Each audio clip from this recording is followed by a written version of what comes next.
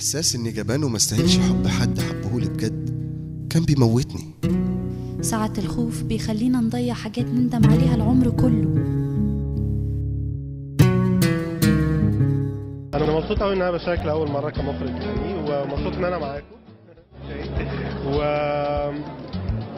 في خوف، حاجة جديدة، مش عارف رد فعل الناس هيبقى عامل إزاي، لكن في نفس الوقت سعيد.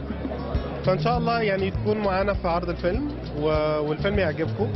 وهو فيلم قصير يعني، وكأول تجربة أنا راضي على العمل جدا، ومستني أعرف رأي الناس بإذن الله في العرض إن شاء الله. عايزين نعرف من حضرتك أكتر، الفيلم كانت قصته عاملة إزاي واستوحيتها منين؟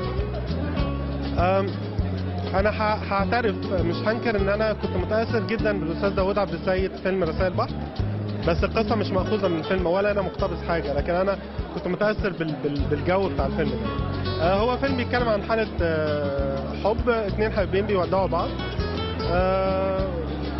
هو قصير مش هينفع أحرقه يعني أي حاجة هتكلم فيها الفيلم خلص يعني. فإن شاء الله يكون الفيلم يعجب الناس ويا رب. عايزين كلمة من حضرتك للشباب اللي عايزين يكونوا مخرجين. أنا عايز أقول لأي حد لو هو حاسس نفسه هيقدر يعمل ده لازم يعمله. بلاش يأس وبلاش خوف. التجربة الأولى دي على قد ما هي صعبة على قد ما هي خطوة مهمة جدا لازم الواحد ياخدها. ما دام أنت متأكد إن أنت موهوب وقادر تعمل ده يبقى لازم تعمله، وربنا يوفق أي حد قادر بجد يقدم حاجة مختلفة للساحة بجد. طيب احنا أكيد بنتمنى لك كل التوفيق. شكرا لحضرتك. تسلم يا فندم.